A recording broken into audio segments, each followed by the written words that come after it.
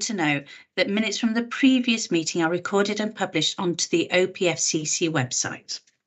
So agenda item 3, and that is questions from the public, which there are, which I'm very grateful for. So keep them coming in during this meeting if you'd like to ask a question. So Simon, could you put them up, please, and I'll read them out.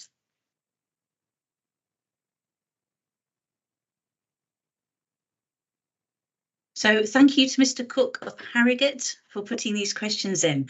So number 1, North Yorkshire Police between April 21 and April 22 received 740 public complaint allegations recorded against 352 individual officers.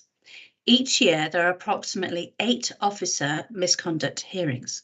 Please could the group go some way to explaining why there are the number of complaints versus the few number of hearings, and if North Yorkshire Police or the Police Fire and Crime Commissioner have any plans in this area? Question 2. Please could we have a brief update on the progress following the HMIC FRS report on child protection issues? 3. A previous commissioner asked IDAS to undertake a report on the family courts. That report had a number of recommendations. Is there any update on the progress in this area? And 4. In 2020, there was a roads policing review, call for evidence by the Department of Transport, Home Office and police chiefs. Please could I have a progress update on North Yorkshire's contributions and actions against any recommendations? So I'll turn to Mabs to be able to answer the North Yorkshire Police ones. Thank you. Yeah, thank you, Commissioner. The model that we adopt here in relation to what comes in as public complaints and then what actually is dealt with as an investigation against a member of officer and staff is slightly different to what the rest of the country have, and I'll let Simon come in and explain that in a moment. But what I can say is any case that is brought against a member, an officer or a member of staff, it's thoroughly investigated by our professional standards department, and as the member of the public has rightly pointed out, some of them do turn into misconduct, either meetings, hearings, or a gross misconduct hearing. Some of them are dealt with as reflective practice in terms of advice, and some of them don't go any further as a result of the investigation that takes place. So the process is very robust. It's subject to scrutiny both internally and by the Commissioner's office. In addition to that, to make sure that our officers behave to the highest standards and expectations, and that we don't have any issues, as has been rightly reported nationally in relation to vetting. We have a robust system in place. In fact, we were one of the first in the country who ran the pilot on the Police National Database. That took place last year from June, I think July onwards, and it concluded in December. It was a 6-month pilot, which is now being independently evaluated. I'm very pleased to say, as a result of a pilot that North Yorkshire undertook, nationally they have now adopted this approach as a result of the horrendous instances that have occurred down in other forces, in particular the Met. And all officers and staff in North Yorkshire were checked on the Police National Database. There were no adverse findings in relation to information that occurred outside of any vetting period that we weren't aware of. And as a result of the success of our pilot, that has now been adopted nationally. But if I can pass it over to Simon to answer and explain the Part 3 model, that'd be helpful. Thank you. Thanks, Mabs. Zoe, I'm happy to do that just now, and I'll do so relatively briefly. Just to mention, as Mabs has indicated at the beginning of his remarks, we run a very different model in North Yorkshire from that which is in place elsewhere in the country. We chose some time ago to be the first area in the country to adopt the fullest range of reforms to the way that police complaints are handled under the government's police complaints reform programme. We are still one of only 2, to the best of my knowledge, areas that operate what's known as Model 3, which is the reference that the Deputy Chief Constable just made. Whilst you'd need the whole meeting for me to explain the complexities of the police complaint, in essence, what it means is that members of staff in your team, Commissioner, as the public may or may not know, receive and do an initial assessment of all public complaints, and those matters that appear to involve allegations of wrongdoing in respect of police officers in the conduct sense, or other members of police personnel, are referred to the force. And it's absolutely right that the Chief Constable and the Deputy Chief Constable and their teams look at those matters, and everything that Mabs has said about how that operates is absolutely right. That leaves a really large category of complaints that are really about customer service concerns on the part of members of the public, and the team that work in your office are all from a customer service background. They're not from a police or related background, and they bring to bear those skills in assisting members of the public to have their concerns recognised and responded to quickly. That's what we mean by service recovery. It's not suitable for cases that involve unethical wrongdoing allegations. It's absolutely right that aspect of matters is handled by the force, but they do involve those sorts of concerns. And in the last 2 complete financial years, we're really pleased to say that our model has allowed us to resolve something in the order of 79–80% of those complaints successfully to the member of the public's satisfaction, and so the model works.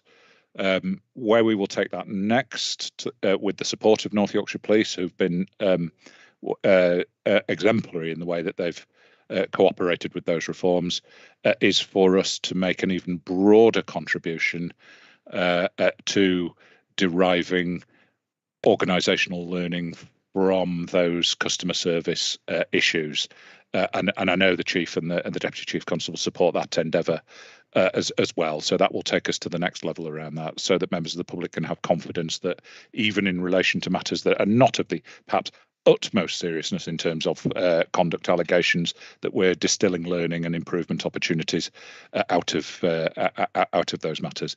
The other thing around Model 3 is that your team, Commissioner, stay in touch with complainants throughout the process, and we're also responsible, as all other areas are, for handling most but not quite all of the review process, even where a complaint has been handled by North Yorkshire Police.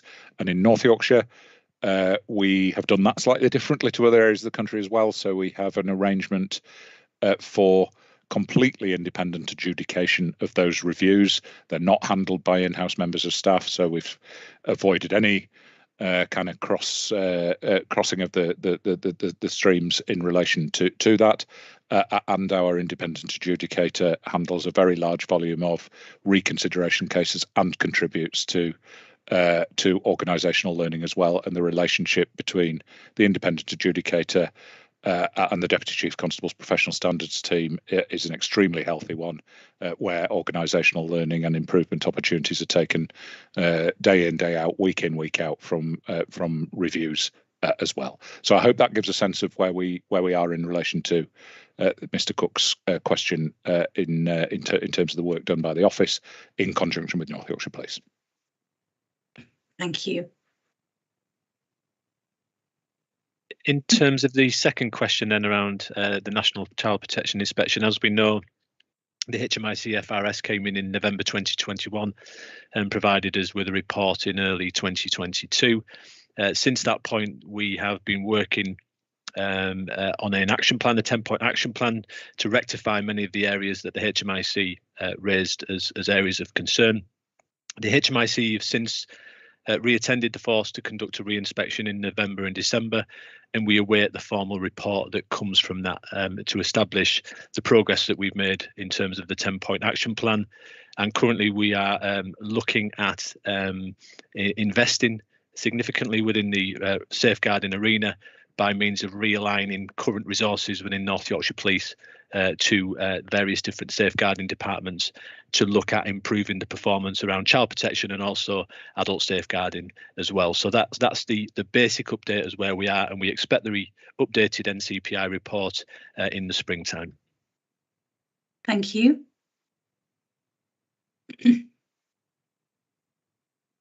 Commissioner, I think you're going to come to me for question Yes. 3. So we don't have a colleague with us from your commissioning and partnerships team who lead on the area that Mr. Cook's interested in terms of question 3 around the recommendations of work done in respect to the family courts. However, as well as committing to follow up a fuller answer to Mr. Cook, what I can tell Mr. Cook and the public through you, Commissioner, is that IDAS have established a dedicated multi-agency domestic abuse and family court working group, which is looking at opportunities to improve information sharing. And they're looking forward to taking those recommendations further forward. We will, of course, provide a fuller and more detailed response directly to Mr. Cook, and perhaps put Mr. Cook in touch with the subject matter expert lead within your team. Thank you. And question 4, the answer. So in terms of that one, Commissioner, there are 13 recommendations in terms of the road safety work, and at this point in time, I don't have a full update in terms of all the work and progress on those recommendations. What I will do, and I've spoken to the Chief Inspector in charge of roads policing, if we can put Mr. Cook in contact with Chief Inspector Butterfield, he will, over probably the next 4 or 5 days, be able to provide a full update to Tim in relation to the road safety work, which is ongoing, which we know the aim is to reduce the number of serious and fatal collisions. And we're hoping that due to the work that we have conducted, we will be able to go and publish some positive stats in terms of that. But in terms of the question itself, we need to go outside of the meeting and answer that back to Tim. Okay, that's great. Thank you very much for those questions, Mr. Cook, and also the answers there, and all the further information will be sent to you. Right, so turning back to the agenda then, agenda item 4, which is the presentation on integrated offender management. I'd like to welcome Heather from North Yorkshire Police, who's going to present the report. Thank you. Good afternoon. I'll just introduce myself. So I'm Heather Worski. I'm Detective Superintendent and I'm Head of Safeguarding for North Yorkshire Police. I'll just share the presentation so you can get sight of that. And you can let me know hopefully when that's been received. I just can't see anybody when I'm in this view side at the minute.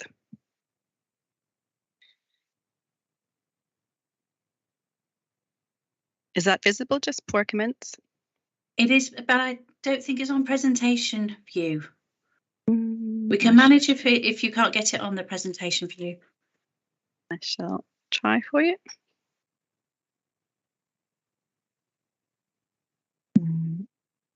Let me see. Sorry, just so you've got the appropriate one.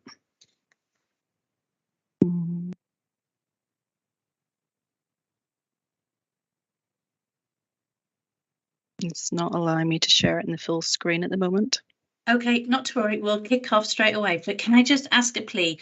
There's a lot of acronyms in this report, and everybody watching may not know what they are. So please, can you explain them as you go along? Thank you. Absolutely, I understand that. So obviously this afternoon I've been asked to present around our Integrated Offender Management Unit, otherwise known as IOM. So within the team itself, so our IOM, so the Integrated Offender Management, sits as part of our overall offender management unit.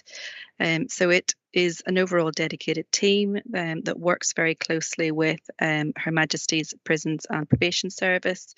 And in terms of the IOM team, they work particularly closely with Probation Service. So they work with a cohort of offenders, really with the aim with Probation Service to reduce the likelihood of reoffending and recidivism. So the offenders that are managed primarily through our IOM cohorts, which I'll go on shortly to just cover exactly what they are involved in serious acquisitive crime.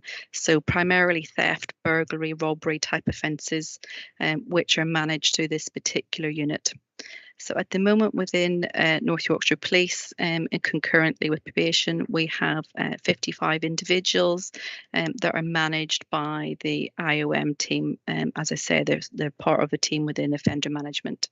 That number varies as we get individuals coming on and off the scheme in essence.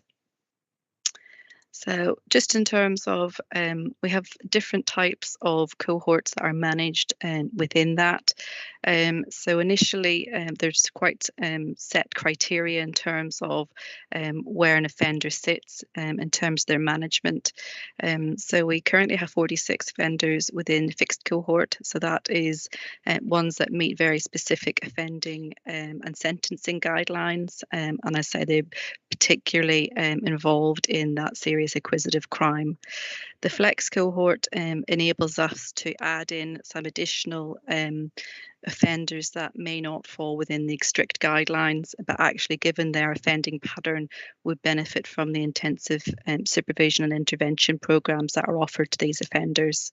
And the free cohort is, again, another option in terms of North Yorkshire Police and Probation, identifying offenders that may be involved in domestic abuse, for example, that are not ordinarily managed as part of an IOM cohort. So within the county, we're currently managing 47 male offenders and 8 female offenders. Again, that statistic and proportion is not unusual in terms of the work that's being seen across different cohorts across the country. We currently don't manage any children through this process. It's quite unusual actually for children to be managed through an IOM cohort, but we do have 2 young male adults who are transitioning from the Youth Justice Service onto probation service, and we're currently engaged with them. So just in terms of the questions that we've been asked to cover today, is really talking about how we're driving that collaboration with probation service. They have specific community integration teams, or the SITs as they're known, and our aim to co-locate and that joint working, and how that's looking at our approach to information sharing and our working arrangements. So just in terms of that particular question, there are plans in place for us to work with the community integration teams and to co-locate with the 4 probation offices across North Yorkshire, one of which we fully implemented in Scarborough and one that's partially implemented in the York area, and we are working towards that full implementation. For example, at the minute, Scarborough have 1 day a week where we work fully with the CIT and probation and our IOM officers from within the force, looking at and manage particular cases, and that's where they would get discussed in significant detail. So, Heather, sorry, yeah. Heather, can I just come in? When do you think that will be? Have we got a clear timescale of when the whole of the implementation will be? So I cover it further on in the presentation, Commissioner, just in terms of our staffing uplift, which will enable that greater enhancement. At the minute, the team is small and actually unable to be co-located at all 4 sites, but that will hopefully be in place by April this year. And so that's the timescale we're working towards. So just in terms of that partnership support, we obviously work very closely with diversion and liaison services around the drugs and alcohol, and in particular work with probation in terms of that. So anybody that's referred through the CIT, we have fortnightly update management meetings that report back through the diversion services about the progress on the offenders that are managed through those programs, because it's obviously a key driver in terms of the criminality that a lot of the cohorts are involved in. So that engagement with diversionary services is really key in terms of that reduction of crime going forward. So within North Yorkshire, my officers attend the daily management meetings that are held across the various commands, and are engaged in operational group meetings with probation in particular and other service users, and that really enables us to have that really effective information sharing program. Progress across the different agencies. We have links established with the Community Rehabilitation Service, so the CRS. So they have intervention managers that monitor the provision of the offender management team, and that really is managed through probation service. So again, it's that really effective working and joint working between probation and police that manages these individuals. A fairly new development in this world is that all of our newly sentenced serious acquisitive crime cases go into the community integration teams for management. Typically, they tend to have longer sentences, but actually the approach to these particular individuals works really well with the work that's undertaken with this particular team in probation, and they're seeing some really effective results in terms of reduction of crime.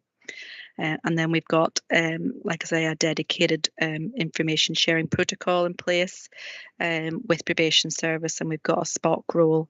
So that means enables us to have intelligence flowing both directions, particularly assists probation service in terms of recall of offenders, but also then supplying intelligence into North Yorkshire Police that we may wish to action. Heather, can I ask you a question about partnership support? Of course. In your second bullet point down, what does that look like? I mean, is it funding, resources we can tap into? Could you just expand a little bit on that for me, please? So it's partially what's offered through the Commission services through your own office, and obviously the work that's going to be going ahead in terms of drug testing and arrest will identify further individuals that may be suitable for the support that's provided by. There's obviously the National Drugs from Harm to Hope strategy, which provides additional funding in terms of those diversionary services. So both probation and police are able to seek funding from that particular strand, but that's work that I link in through your office, obviously, Commissioner, in terms of ensuring we've got sufficient services available for this particular cohort. Thank you. So just moving on then, so the second question I've been asked is looking around how we as a police service and probation mitigate risks around the resourcing and the funding. So earlier in 2022, September, there were various plans submitted in terms of a request for uplift into this particular area of business. So there was a request to uplift to 1 sergeant and 2 PCs to enable us to expand the cohort of offenders that we currently manage. So in terms of that particular piece of work, I presented to the Chief Officer team on Monday of this week a plan around safeguarding uplift across a number of teams, which also includes this particular one. So there's been a decision in principle around that to agree to the uplift. And then we're just working to identify where those posts will be realigned from. So it's my hope that that will be in place from April going forward this year to enable us to deliver a more effective service. So at the moment, in terms of how we actually manage our resourcing, is we match the cohort numbers to the current resourcing model in essence, which is why we manage 55 individuals at this time. And we obviously work with probation in terms of identifying those that are the highest risk and those that we think that we could get the most benefit from the really intensive intervention work and management of the offenders. So in order to enable us around to expand our capacity, we have 2 police volunteers have been identified within the Citizens in Policing. That has been approved by the Volunteers Coordinator, and that will really assist around the administrative management because there's quite a lot of record keeping, as you can imagine, in terms of how we manage these individuals. And that's just to enable us to free capacity from the police officers that are undertaking this work. And then just the final point in this slide is we obviously work very closely with probation service, as I've mentioned. So the regional head of probation service is securing external funding, which will allow us to jointly employ a regional analyst, which will support the work of integrated offender management across Yorkshire. So they are undertaking that recruitment process. Although it's a regional resource that we will be able to utilise, they will be based within North Yorkshire's area. So that really close working relationship makes that really beneficial in terms of how we engage with that process.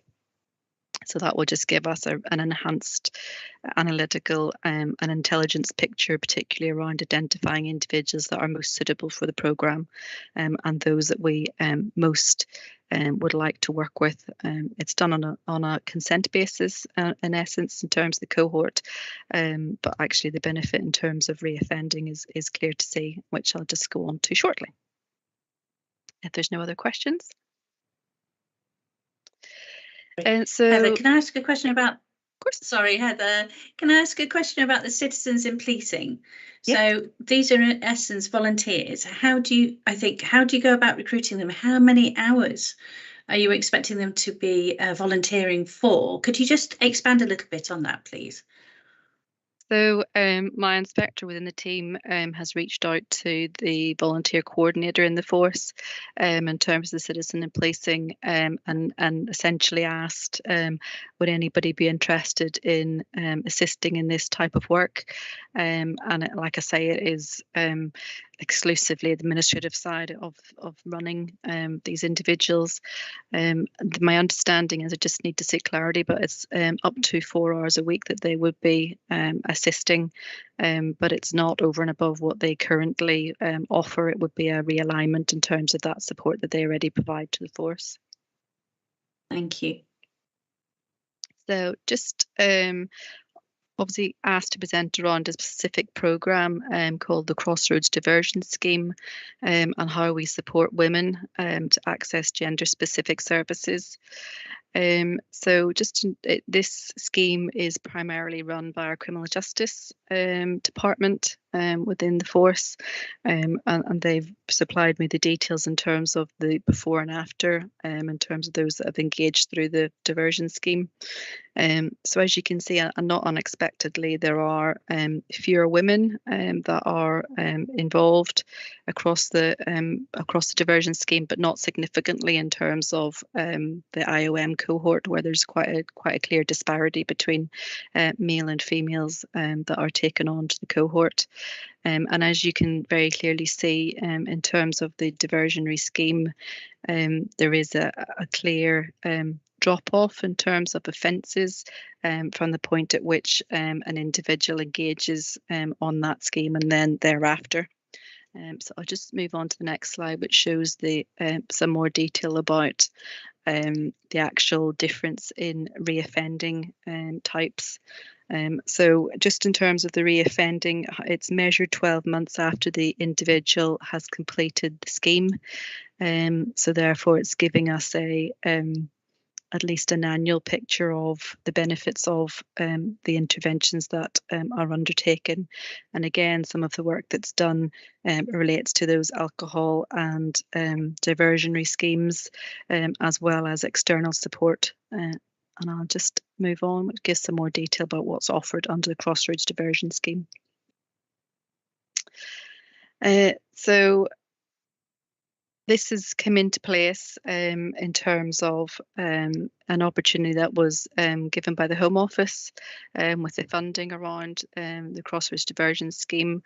And it is another option in terms of how we manage our offenders in terms of offering a support, as we've kind of stipulated there, carrot and stick approach. So it's trying to engage those individuals in early intervention work to prevent their offending escalating, but actually it enables us to re-engage them in the criminal justice scheme should they not fully engage through the diversion scheme. So it works, like I say, hand in hand with restorative justice, so that victims are involved in the process and understand the approach that's been taken with the individuals, and actually offers the offenders the understanding, I guess, around the impact of their crime, wider communities and on their families, and also as them as individuals.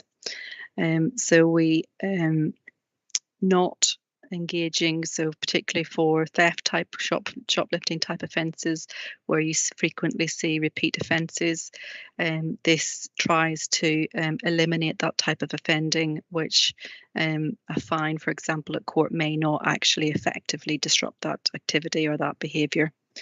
And actually it's a more fulsome offer than we are able to through the community caution or diversion scheme.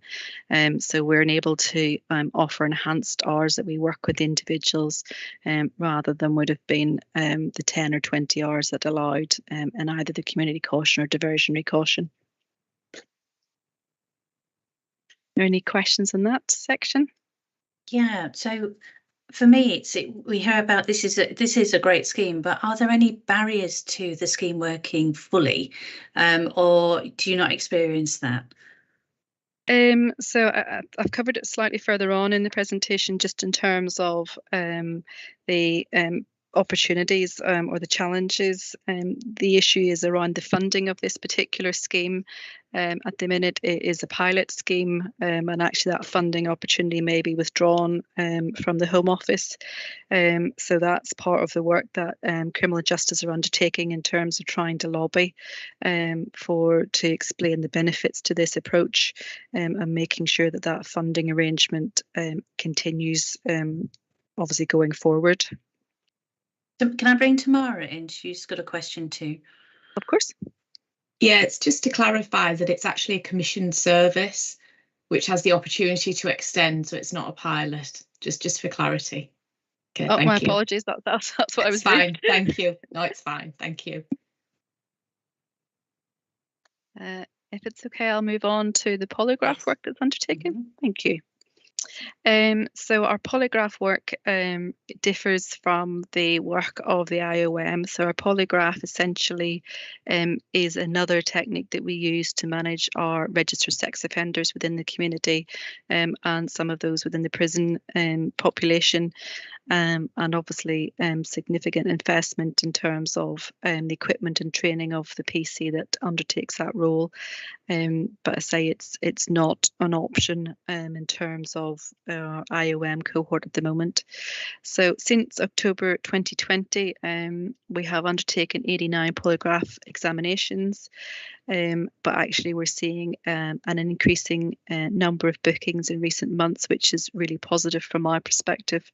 It is an effective tool to manage particularly our lower risk sex offenders that maybe aren't given the same level of management as those that would be medium and high risk, and it's a very effective tool in terms of understanding if that risk assessment needs to change in terms of their behaviour.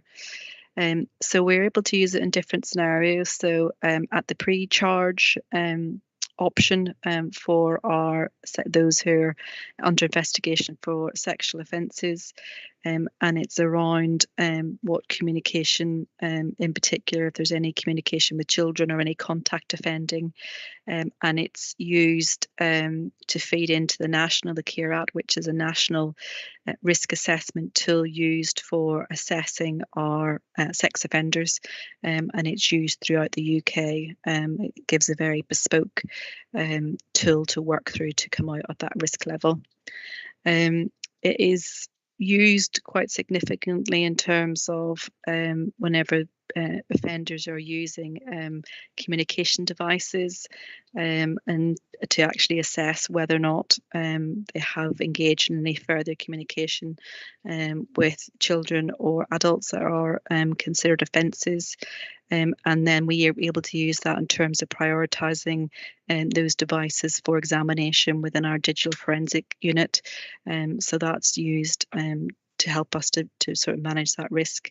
It's also used as part of bail management, and in terms of disclosures, we've had a number of offences disclosed as a result of the preparation for the polygraph test itself, and then from further exploration in terms of some of the answers that have been provided during the test itself. Generally speaking, what we find with polygraph is people self-disclose prior to actually being wired up, for want of a better term, but actually they obviously realise that their answers are likely to give away some untruths. So it's particularly effective in that arena. So just in terms of then the use of the polygraph with our existing cohorts, so those that have been convicted of sexual offences, it again is used in terms of that risk assessment. Where we're finding it particularly beneficial at the moment is when there are some challenges from offenders to reduce their notification requirements.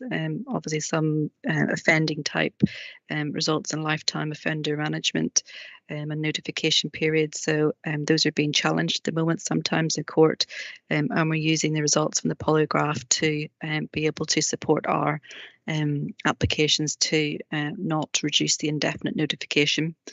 It's also, and this is one of the reasons why there's an increased workload, there is a change of legislation has meant that we can now apply on conviction to be contained within the sexual harm prevention orders that we have for a lot of our offenders, that there's a positive obligation on them to engage with polygraph testing if requested. So it's become a positive obligation in terms of our management tool, and that came into being in November 22, which is why we're expecting and are seeing a number of increasing requests in this particular area of business. So just in terms of the use of the polygraph from October 22, we obviously, COVID had some impact in terms of our ability to utilise the equipment. It obviously reduced that when periods of where we couldn't do face-to-face contact or it needed to be managed. And we are using it primarily to target our lower level offenders. As I say, that's particularly used to just assess whether or not the risk assessment level is set at the right level. It's as I say, it has identified a number of unknown risks and offences that we would not have known about in essence without having used the equipment. And from my perspective, is absolutely value for money, and it's an area in which we are looking to extend and put an extra officer into that particular role, just to give additional resilience to make sure that we can fulfil the opportunities that it provides. Heather, Heather, can I ask, I was going to ask you a question about why has there been an increase in bookings, which you've covered, but just roughly how many, what kind of figures are we looking at of an increase? So at the minute we have 13 cases which are booked in over the next 3 weeks. So there is a significant, a lot of that is because the actual offender managers themselves have a better understanding of what the equipment and what the tests offer. So as it's becoming more widely known, then obviously we're seeking, or they're seeking to utilise the technology more than they have been. And then obviously we've got the increasing use through the court orders. And is there capacity in the team for that increase? Well, that's one of the reasons why, as part of the paper I presented, where I've requested an uplift of one officer into that role, and that will give the flexibility and the resilience, but also the ability to conduct more tests as we would like to. Okay, thank you. Okay, so just moving on then, the question around the IOM pathways funding, whether or not it's being spent effectively, and is this a good investment for value for money. So the funding that has come through has been carried over from the National Refresh in 2020. So that was whenever IOM itself was given a sort of relaunch in terms of its focus nationally and through the Home Office. So this particular funding is used to support the cohort in a range of ways which would sit slightly outside some of the other offers. So some of the examples that how we've utilised the money to date is around facilitating urgent housing needs. One particular nominal was homeless at short notice, and then wouldn't have met some of his other conditions. So the work in terms of working with to try and get some housing arrangements for him. It's supporting drugs rehabilitation and employment and education courses, obviously to reduce that likelihood of reoffending. And actually the work towards education and unemployment is obviously a significant diversionary factor in terms of criminality. So that's a really effective use of that money and funding. So one of the issues that frequently is experienced by the nominals is that they don't have identification, or they struggle to make funding claims that are available to them through the government. So it's around accessing that funding and, for example, providing clothing for a job interview, which obviously again is about looking at all different ways to divert these individuals from further reoffending. And like I've said, employment is a really successful means of undertaking that. Can I ask, Heather, sorry, Yeah. Can I just ask a question on that point? It's like, how difficult is it to get housing, rehabilitation, employment? I know we work with our partners alongside that, obviously we do, but, how hard is it for them to be able to achieve this? Quite difficult on some occasions, particularly around privately owned rentals. Obviously, the sort of checks that get done frequently, they're identified as not being welcome in some of those housing private rentals. So it's just about identifying, particularly through the local authority, where we can assist. And obviously we engage on behalf of the nominals if there are particular issues that may assist in terms of their scores and where they can get placed. Thank you. So just moving on then, just a question around so the use of electronic monitoring, so otherwise known as tags, as will be seen on TV and obviously through the local media. So it's been introduced, it's been in place in North Yorkshire Police for over 10 years now, and it is an effective means of managing those offenders which, again, are prolific.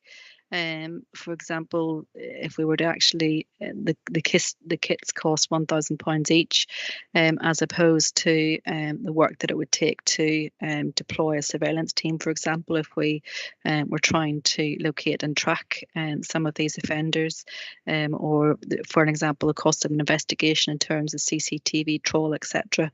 It reduces a significant amount of that work, which is particularly beneficial. So within our current, we have 14 kits available across, and I believe we've got a further 6 that are due to arrive shortly, which will enable us to obviously expand our use. Currently, the kits we use are primarily used on our highest risk sex offenders. So we have some very high risk offenders in some approved premises, and they are deployed predominantly on those individuals.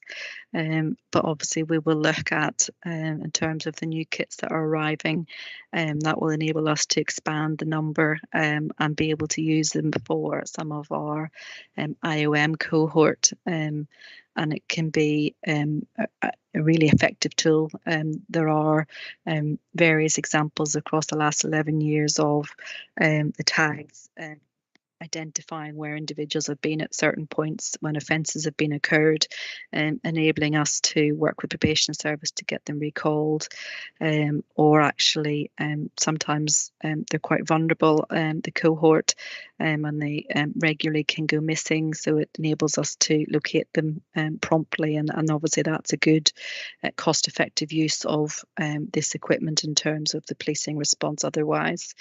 At the moment, however, just due to pressures within our analytical and research approach across the force, we don't have a bespoke analytical support.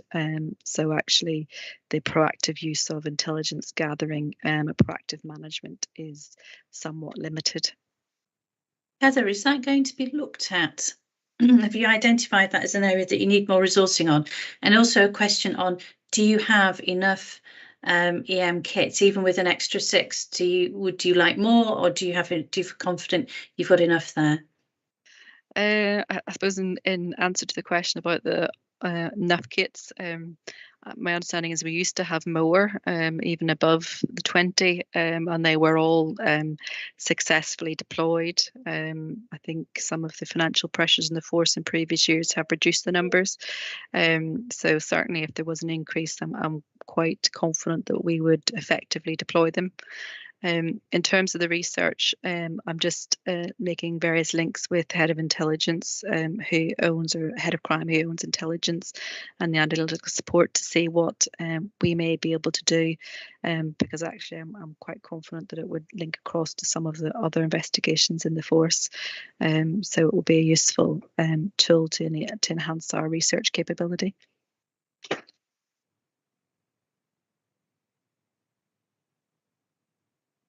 I'll just move on if that's okay. So just in terms of just an overall assessment of the strengths and challenges and opportunities within the team, some of this I've already covered. So although it is a small team internally, there is dedicated staffing within the force, which some police forces do not have, particularly those that are most similar size to ourselves. And over the last 3 months, I'd put in place a dedicated sergeant that's been trialled to see what that enhanced delivery and supervision can deliver. And as mentioned earlier, that forms part of the uplift request that I've asked of my chief officer colleagues.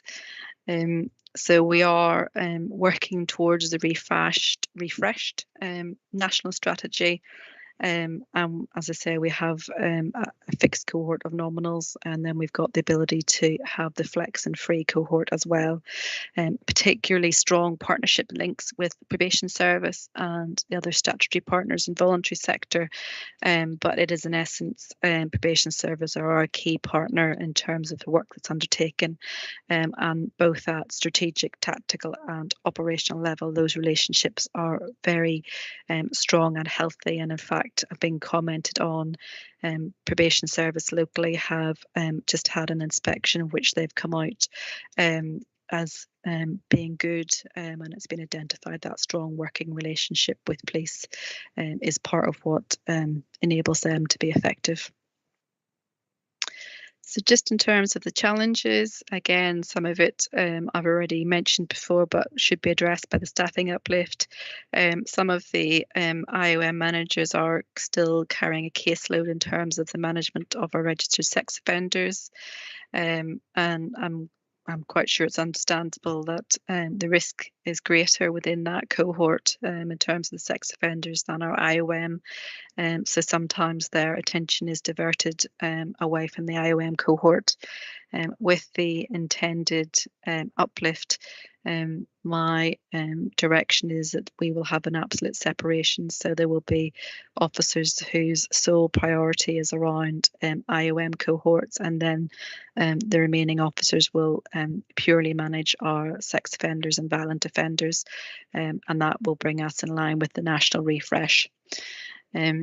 It is mentioned around that under the refresh that potentially IOM should sit under partnership or neighbourhood teams in commands, and just having some conversations at the minute with my colleagues in the partnership hub and at commands about whether or not we feel that's the appropriate place within North Yorkshire Police. With the uplift that's planned, I'm quite content that they sit at the appropriate place at this time. But once we get that, those numbers in place and that clear delineation, I will relook at whether or not it should be moved in the force in line with where some other forces have that. There is some work to be done in terms of across North Yorkshire Police, that people understanding what the offer is, at the benefit of having individuals as part of a cohort, and that will certainly be the case in terms of the staffing uplift and our ability to have a larger cohort. The anticipated is we'll be able to move to about a cohort of 120 individuals from the current 55, which is obviously very much in line with crime reduction and crime prevention. And I shall take out my last point about the Crossroads being a pilot scheme. Obviously, tomorrow's said this commission service in this force, but it is being built into, or it's not part of the new police crime and sentencing bill that's coming through the court process at the moment. And I think So just in terms of the opportunities, again, I'm just reiterating on the staffing position and where it should sit within the force. And actually, as we move to complete co-location with the community integration teams at North Hallerton and Harrogate, that will enhance further enhance that relationship with our probation service colleagues. Heather, sorry, Tamara's had a hand up for quite a long time. Oh, Tamara, I apologise, I can't see. No, it's all right, it's my fault. I haven't brought her in. Tamara. It's fine, Heather. It's just for clarity, just for the public, in terms of the word nominal. Could we just explain what that actually means? Yes, so thank you. Yeah, of course I can. Sorry, it's police jargon as always. It's just what we use as part of the cohort. We call the individuals the offenders that are on the scheme, rather than calling them perpetrators or offenders. We use the term nominal. So it's just an individual that's contained within the work that we undertake. So, and Heather, can I ask a question around, I know you're having a lot of conversations around the point on the previous slide, and there's opportunities to improve.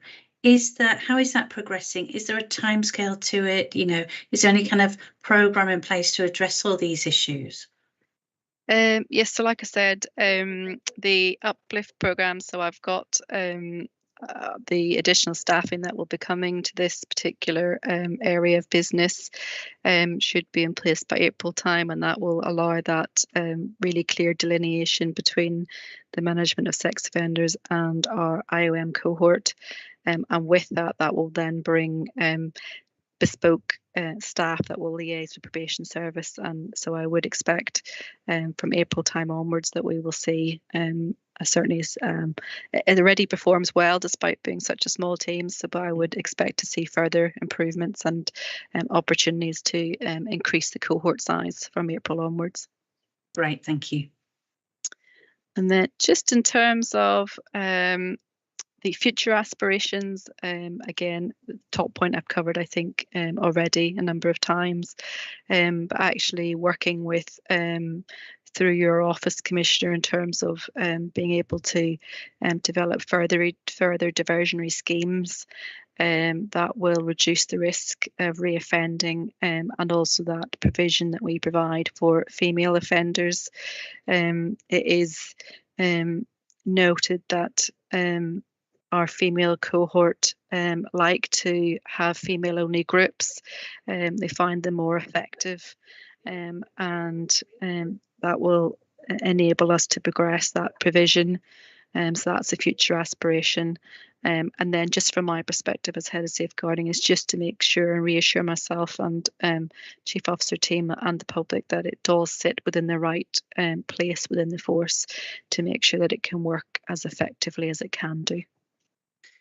Yeah, Heather, I was just reflecting on what you've been saying previously about the cohorts and it's how do you capture their voice and with their lived experience about what works best for them, and then how can you integrate that into the service that we're commissioning and taking forward. And you've touched a bit there about women wanting women-only groups, and I just wondered if you could just expand about what the force does to be able to capture that voice to improve services.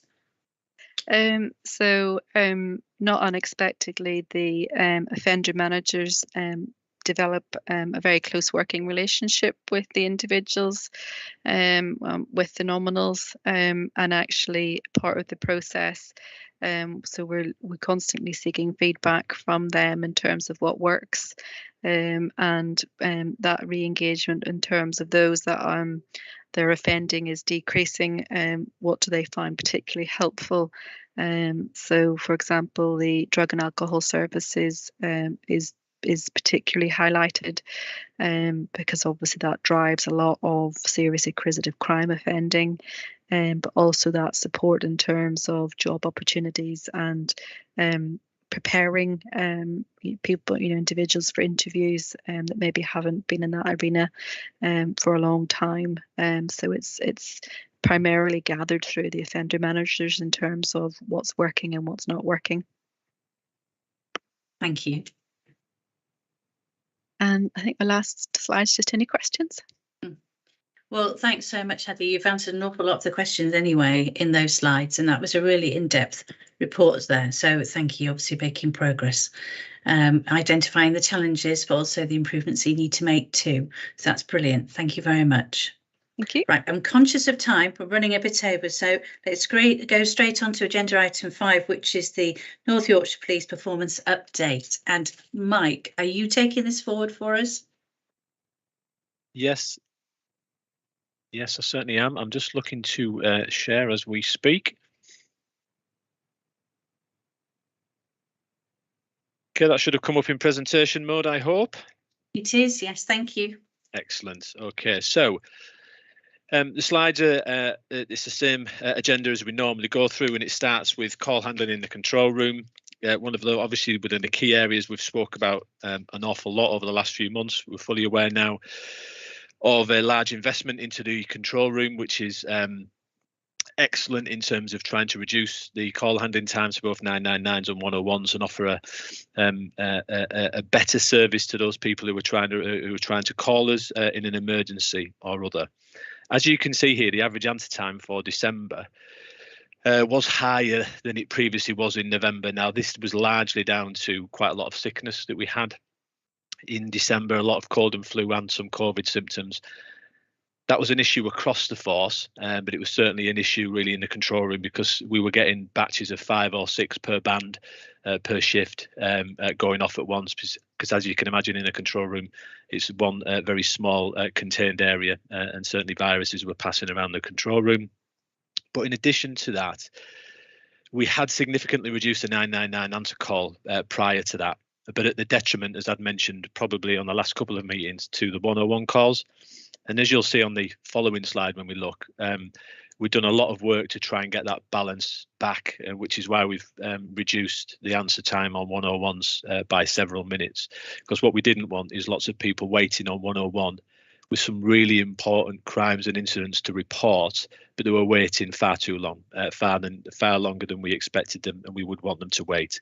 So we have done some rebalancing in terms of that, and what that means is having the right number of people to answer 101s compared to the numbers that are answering 999s.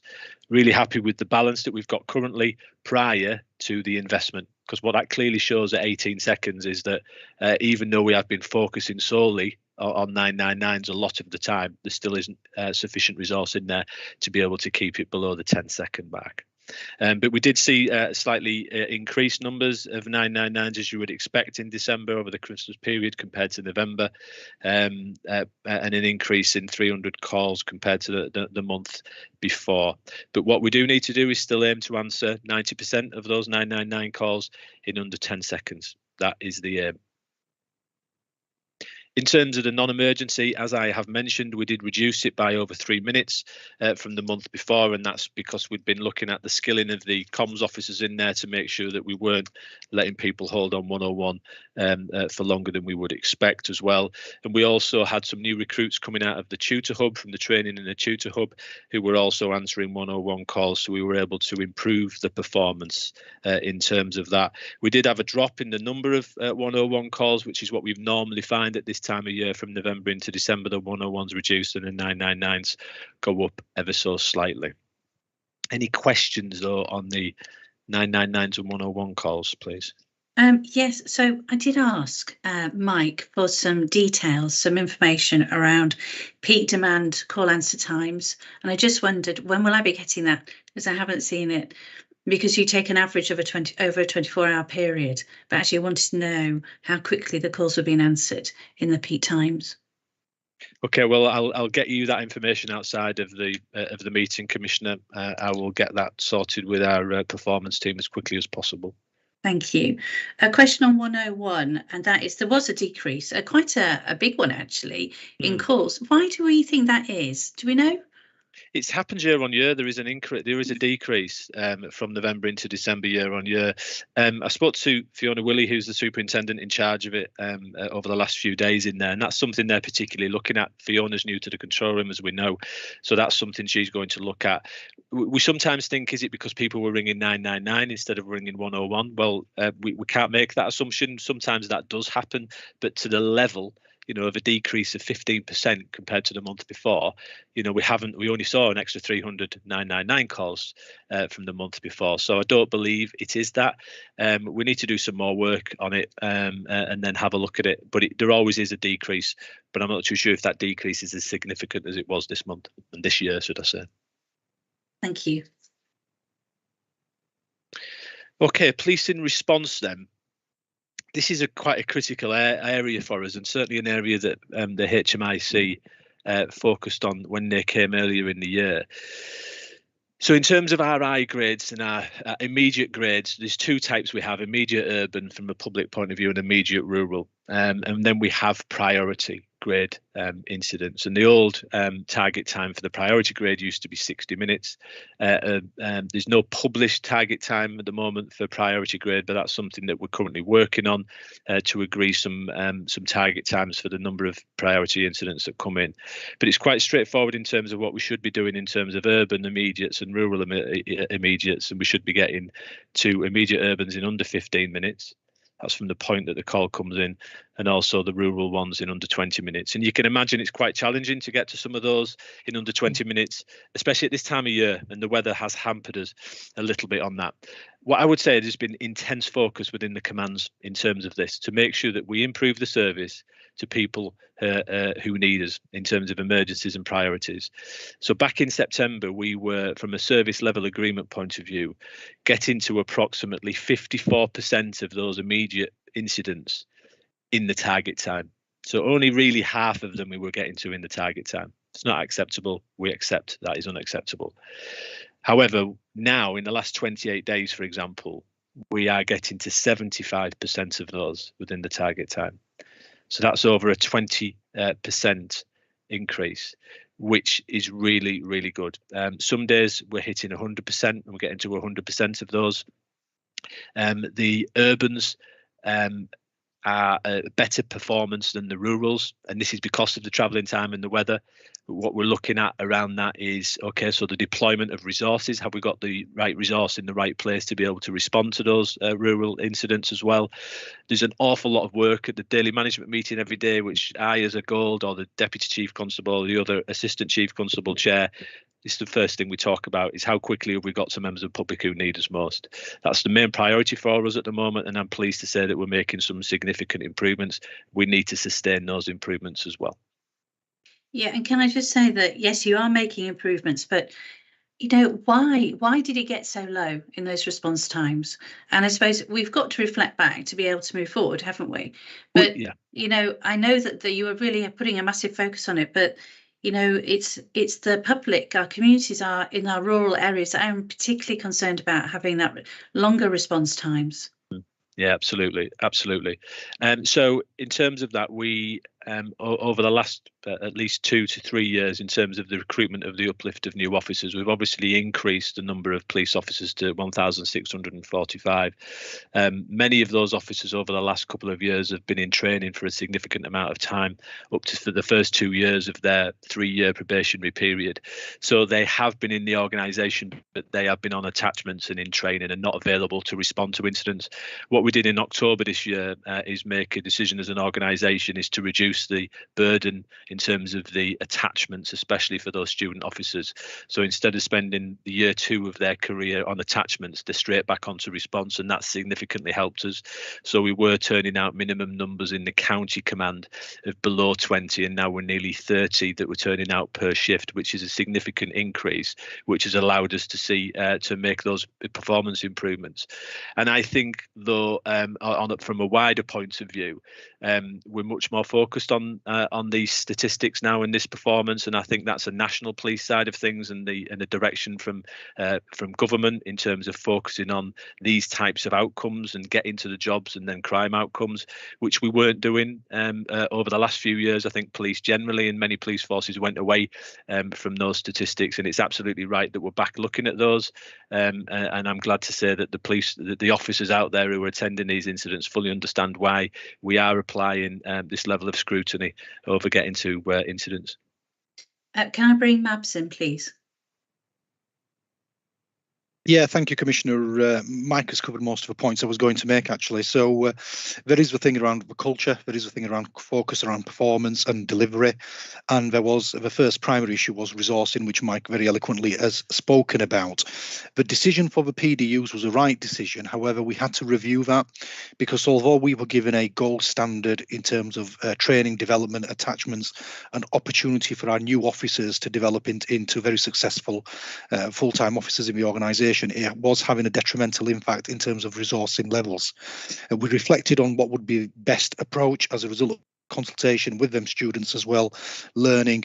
And I think the decision, well, I know the decision we've made in October has gone down very well with the officers themselves, with the teams and the SLTs, and you can physically see the difference it's making on the briefings now. As Mike has said, just County Command as an example, a couple of weekends ago when I was Gold, it was the first time I heard that they had 29 officers on nights. You know, before Christmas, we were deploying 14, which is a significant difference. However, in addition to that, what we needed to do was bring a much better organisational focus on performance, which has been required and is overdue. And as Mike has gone through, you know, there is a palpable difference in the organisation in terms of our response times to immediates and our response times to priorities. The focus on immediates started in December, and the focus on priorities started along with the immediates in January as a bit of a staged approach around that. And Mike has gone through the figures, and on most days, I'm pleased to say we're hitting nearly 100%. The geography of a force in terms of our response to immediate road rules has to be taken into account. You know, you've got 15 minutes from point of contact with a caller to then to deploy an officer. With the best will in the world, even with allowing a bit of a latitude for the road rules for 20 minutes that we say, you're not going to be able to get through the geography of our force to get there. So we have to balance that against safety of officers, safety of other members of the public whilst we're responding with the blue lights on, because that's utmost of importance. And our message to our officers and staff is we need to get there safely. And that's how we need to do it. Mike's touched upon there is some things we can do about better deployment of our officers in the areas where our demand is at the right times. So that demand modelling work is also taking place. Yeah, so I'd just like to say, I know Lisa, the chief, isn't here today, but through you as well, Mabs, that I'm really pleased that I have listened to my concerns about the rural communities and visible policing, and you've looked to address that by doing something quite innovative. And I'd like to say thank you for that, because I think it is making a real difference, and hopefully we'll see more visibility, which I think is desperately what our communities want. So thank you. Thank you. Okay, I shall continue. So crime level wise, I'll go through some of the crime slides here, and I'll bring the Deputy Chief Constable back in just in terms of the scrutiny that we have at the force performance meeting, which is the meeting that the DEP chairs. But as you can see here from a 3-year crime trend point of view, you can, if you look back at, let's say, December 2020, December 2021, and then this year, you'll see that you always see a decline, seasonal decline. We're probably back in line with the 2020 numbers in terms of that downward trend.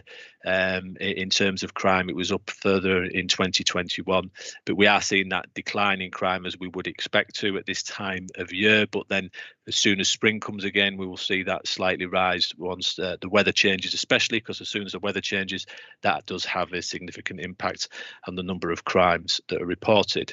In terms of residential burglary and robbery, as you can see there, as we just talk about each month, there's an awaiting outcome rate there, which I'll talk about in a moment, and the work we're doing around that.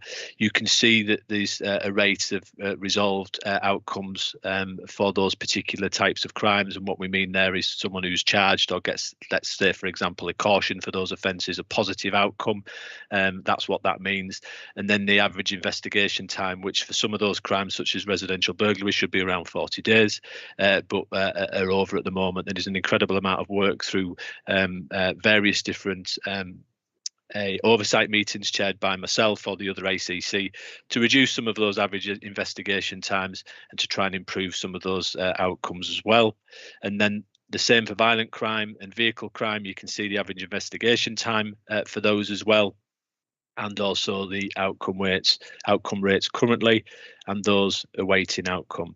Dep, I don't know if you want to come in and just explain some of the oversight and scrutiny that you've currently got over in the force performance meeting. I'm really sorry. Can I just interject and just ask you a quick question? Sorry, before Mark comes in.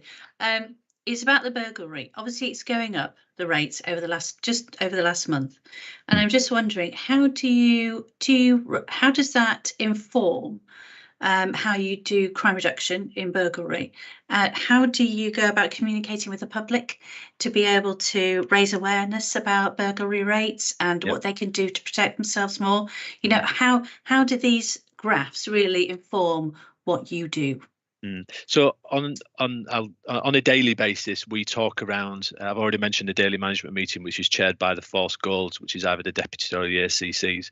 We talk about burglaries on a daily basis, how many we've had, residential burglaries, but also quite often some of those rural burglaries, which wouldn't be residential, but are those that are targeted farm premises or industrial premises out in rural areas, because we have had, let's say, an awful lot of quad thefts and machinery thefts over the last few months, and that is coming up on a regular basis in a daily management meeting. But we go into the scrutiny of those residential burglaries in terms of picking up any trends and ensuring we have the oversight over the investigation to make sure the right resource is investigating it as well. The right PIP2 level detective is investigating those crimes, and that we've done the initial investigation standards correctly. What we then do from a local policing point of view is the neighbourhood policing teams will pick up those burglaries in terms of going out and speaking to not just doing house to house, but the reassurance visits out in those particular locations, whether they be urban in streets and housing estates, or rural in particular in communities and hamlets, and they will go out and give that reassurance. We will use community messenger to get messages out about potential offences that have happened and asking people to support suspicious behaviour.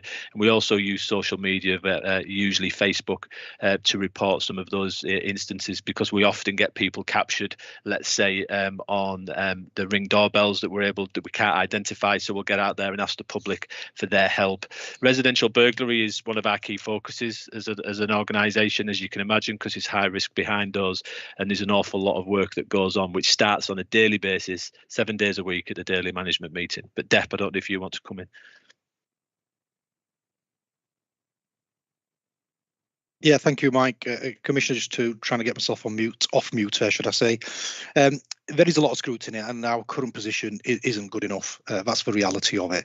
There was a lot of misunderstanding as to where we were on the basis that you've spoken about and highlighted your concerns in relation to what sits in the queue around the awaiting outcome, and in fact I share them concerns with you. We're starting to make some really good progress as a result of the concerted efforts from people like Fee and Andy Nuns, who you've spoken to before, who are in the control room and in charge of that particular function, and the leadership from Mike in relation to it. So that number is coming down, and we've got a clear plan how we will reduce that backlog with an indicative date for the end of March.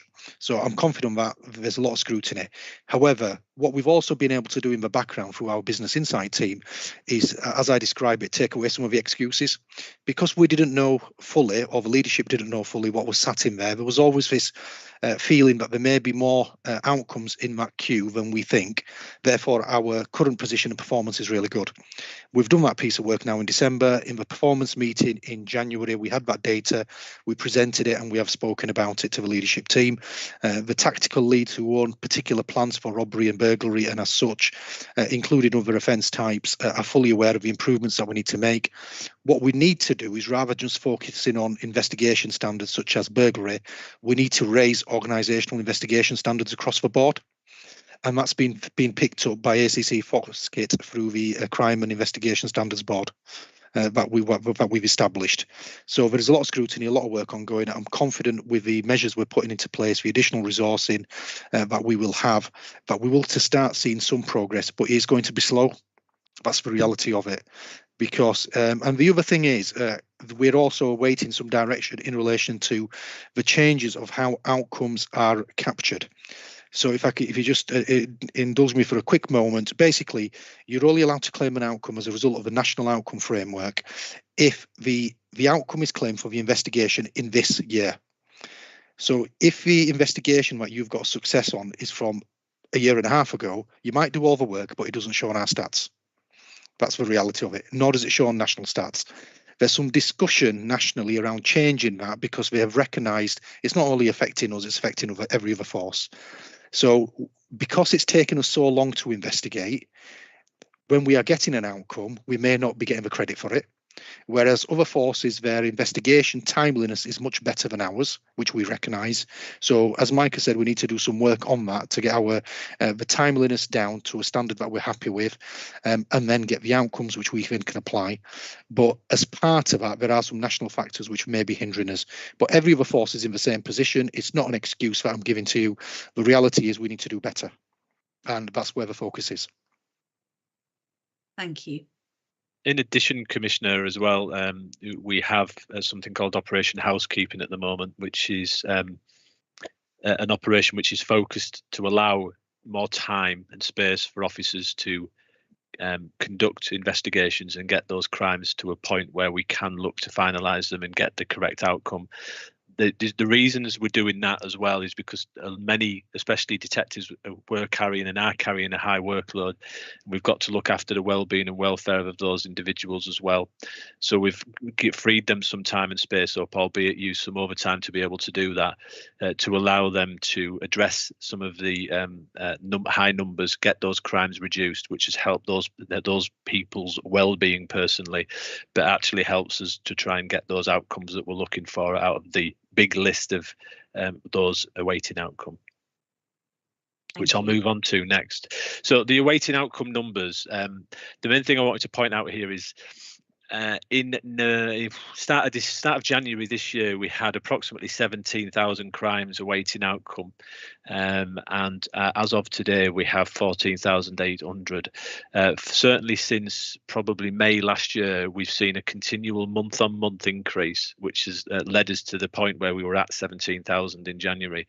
We've actually reduced now by almost 2,500 in the space of just over 3 weeks. So there is some intense work ongoing. So, for example, we took 500 of those away, and we provided outcomes for 500 in one day the other day, which is unheard of, certainly in the last 9 or 10 months. We need to focus at that rate to be able to get that outcome, the list or the number, down to as near zero as possible, or if not zero, albeit it's very hard to get to zero because there's continually crimes going into it, as you might imagine.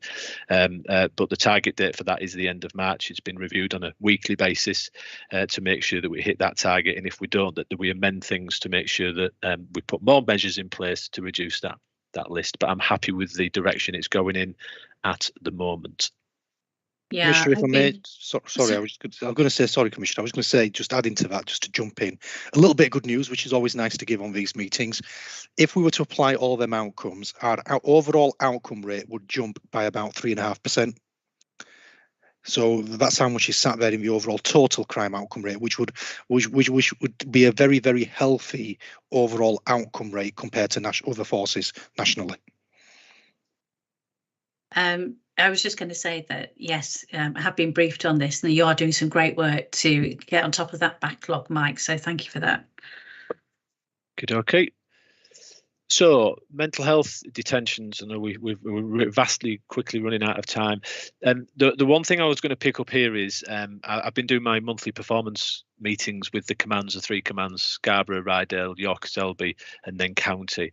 The most significantly impacted area in terms of officer time spent on the road and in terms of mental health detentions is County, and that's because they're continually taking people to either Scarborough or York, and then sometimes on the odd occasion into Darlington and Teesside, but largely across to the mental health establishments over there. That's something that, Commissioner, that I'm going to I'll have a conversation with you outside of this meeting just to explain some of the impacts it's having compared to the other command areas. But that's something that's certainly on my radar at the moment. And as you can see from some of those stats, 11 ambulances not available within 30 minutes. That's 11 times that we've had to step in from to help out in terms of that. But it's causing significant demand. And when we're trying to focus on getting to I grades and P grades, and County is the worst performing area currently in that area, I need to do what I can to try and assist them. Yeah, I was really, really disappointed to see this slide, quite frankly, and the stats that are on it. And, you know, when I look at it and I see that's on average, 5 officers to every of those 29 call out. This is just on average, I know that, but 812 minutes per call out, so that's 13 hours on average per call. That is a crazy amount of time for resource to be completely tied up. And I know that the ambulance services are under an awful lot of pressure at the moment, but really to be putting residents who are experiencing mental health crisis into the back of a police car, a police van, is not appropriate, and they really need to be in a health professional's environment. So I have real concerns about this, and I suppose my challenge to you is I've already given myself this challenge, and I have made appointments to see various health partners, but it's like, how do you go back to our health partners and say, if there is such high rate in one area, about maybe, you know, what's actually happening, how can we support them better, but without having to completely tie up our resource when we should be going out to those other crimes, you know, the crimes in the community. You know, are there the significant gaps in mental health provision within the county command, and how do we support our health partners in that to encourage them to fill those gaps? You know, how do you have those conversations? Yeah, well, there's certainly the conversations need to be had. They're in a very difficult place. There are health partners, and I do appreciate that. But there are things that we need to consider in the short term, I believe, to try and assist them, but also to try and reduce the burden on us. I've been speaking to colleagues last week in other forces around the country around what their provision they have, and they're suffering the same issues as us. There is private provision out there which is much more suitable than a back of a police van for transporting people 2 hours, let's say an hour and a half from Harrogate over to Scarborough. Other forces have brought that in, so that's something I've asked our criminal justice team to have a look at and see what other forces are definitely doing, because it's just high level conversations that I've had, and then we're going to bring that back through our vulnerability board and certainly have a look at that moving forward. We need to do something as quickly as possible, bearing in mind that we know that partners are really stretched. Yes, and we do have that in mind, but we have to be very focused on the resource that is completely tying up. But Absolutely. Thank you for that, Mike. Absolutely. I won't dwell on anything. I'll quickly go through the stop searches. Nothing drastically changed in terms of the stop search slide, but if there's any questions in terms of that. It's really, I was just going to touch on how does my, you know, the how does my own stop and search scrutiny panel support you? How do we do that? You know, is it really valuable to you? I know it is, but it's like really about our panel and the work that it gives and the value added it gives to North Yorkshire Police. I think it'd be interesting to see when the HMIC come back with their formal findings from the Peel inspection around stop search. I think it'd be really interesting. I think it absolutely does provide benefit, and I'm sure that the HMIC will identify that as well. This is one area from a HMIC Peel inspection point of view that we're expecting some really positive feedback from them, and I think it's the collective in terms of the panels that are ongoing and the work that Fiona Willey as our stop search lead has done on it. Thank you. Right, workforce wise, I'll go through the numbers wise, because we often were asking the question around uplift and how confident are we that we're going to meet our uplift targets. What I can say is this: yes, we still are very confident that we will go past, in fact, our FTE target. So as you look on there, the target's 1,645. We will be going past that and we will sustain it, which will mean that we should secure up to £900,000 worth of funding from the uplift programme. So there is ultimate confidence, Commissioner, that we will meet the uplift target. We will go beyond it, and we will claim that funding that we were rightfully able to claim as well. The other point I would raise on here is just in terms of police staff numbers. We know in terms of our overall budget and the number of vacancies, there's many organisations suffering that in terms of the number of vacancies. We do have, though, in terms of our police staff, a high attrition rate at 13.5%. And I know our people services colleagues are doing as much as they can at the moment in terms of making sure they speak to everybody who's leaving the organisation to find out the reasons why, because we need to keep as many people as possible, especially in areas such as the control room, which is a lot of police staff, and we need to make sure that if there are reasons for leaving, that we can do something about that. We are doing something about it. Any questions around No, the thank you. FTE number. Finally, in terms of sickness, I can say that today is the first day that coronavirus, on our daily looking at people who are off sick and the reasons, it's number 2 behind another sickness and diarrhea. In fact, is the other one that's at number 1 at the top of the list. That's the first time in over 2 years that coronavirus has not been at the top of the list for reasons why people are off sick. That goes back to some of the measures that we put in place to make sure it's a safe environment, or every police and fire station is a safe environment for people to come in and work. And I'm really pleased, and certainly previous is the gold for COVID, of the work that has been done to reduce the risk of people getting COVID and then passing it around. But in terms of sickness as well, still really, really low sickness numbers, and really content that across the commands we've got really low sickness levels as well. You can see some of the stats there in terms of the physical and psychological.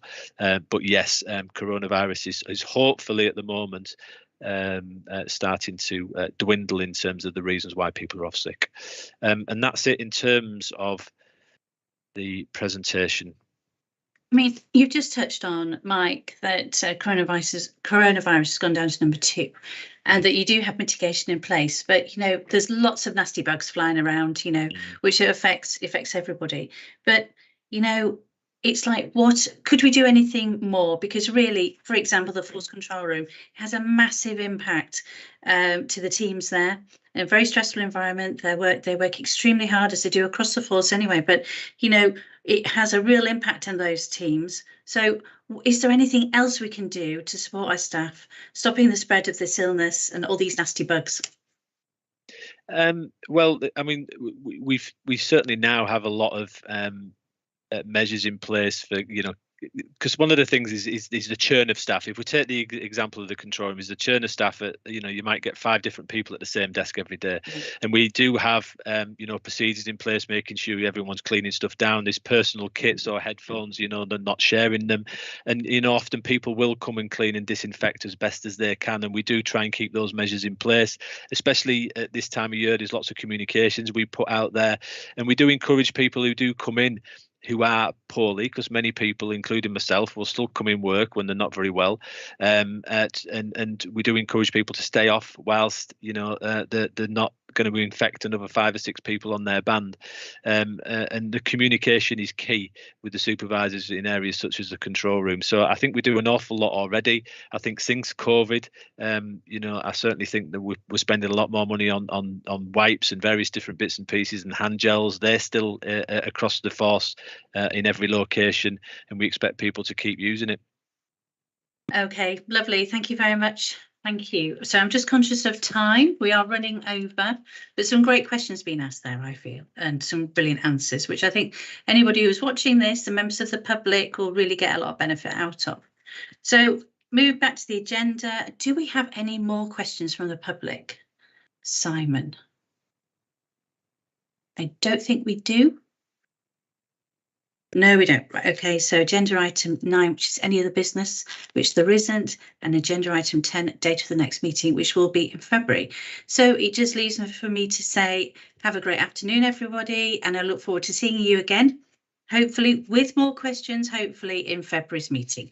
Thanks, everyone, for contributing to this meeting. Thank you now. Goodbye. Thank you.